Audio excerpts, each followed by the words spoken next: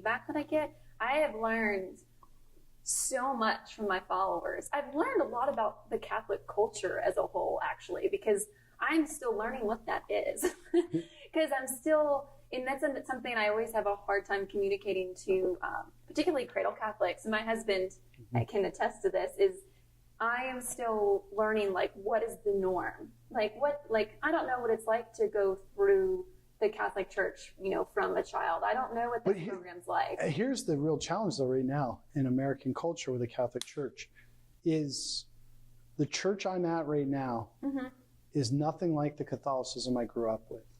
Right. I mean, there's a continuity. Yep. But in terms of culture, first of all, I didn't grow up in the South. I grew up on military bases. But even right now, it's a strange dynamic that the Catholic Church has been in flux for 20 to 30, 40 years. Yep. And it's still kind of evolving. Like, I didn't see priests growing up that were wearing cassocks. Right. The style of vestment I wear, I didn't see those. I mean, those are some small details. The stuff I preach on, I didn't hear growing up. Gotcha. Well, like, that's kind of actually what motivated me in part when I first started coming back to the faith to become a priest, but also to my formation is I wanted to share things that I wish I had heard and seen as a kid. Because I remember once, I don't want to be too critical. I think after Vatican II, and I'm sure you've heard about this this whole dynamic of after Vatican II, I think there was good intentions. Because I'll give you an example. I'm really drawn to aesthetics and art. And I remember at one point, I had a professor when I was at school say, well, the Catholic Church is known for its beautiful art and the beauty of its celebrations. But strangely enough, I had never really encountered that kind of beauty in the Latin Catholic Church. I'd kind of gotten used to songs that wasn't really super excited about. Like I didn't grow up with Gregorian chant. Yeah. The Gregorian chant actually, it was a trend when I was in high school. And I didn't even realize that you could sing Gregorian chant in the Mass. Like, until I went to seminary, I was like, oh, we can still do this? Like, why isn't people doing this? This is awesome. Like, Interesting. Yeah. So sometimes it's fascinating. Sometimes as a cradle Catholic, your experience of the church is not even the fullness of, I got exposed to so much in seminary.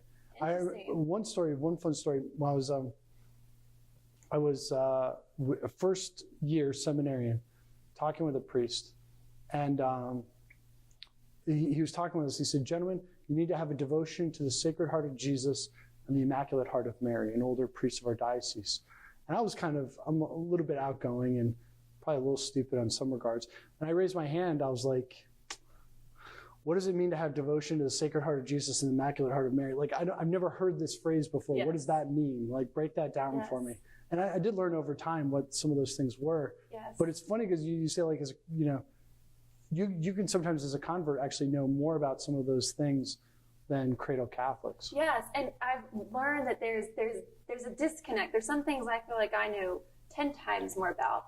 But then, they'll talk about, like, we're doing like a 33-day, I think it's, what do they call it? Like the devotion or like 33 days, the consecration to morning glory? Yeah, something like that. Well, that's a modern thing. That's Father Gately, the Father Matthew Gately. Okay. I mean, it's traditional, but updated. So I will say, like, on my social media, I'm like, I didn't know about any of this stuff. And because I literally, if you don't grow up with a lot of, or like all the different saints' feast days, I was like, oh my gosh, there's a lot of these. And if it wasn't for my Instagram, I wouldn't know about any of them. So I'm learning so much from my followers. And I think, one of the reasons I love getting that feedback. And I also want to be, authentically me and bring my perspective, which I think is different. And I think I'm a pretty open book, and I try to be that.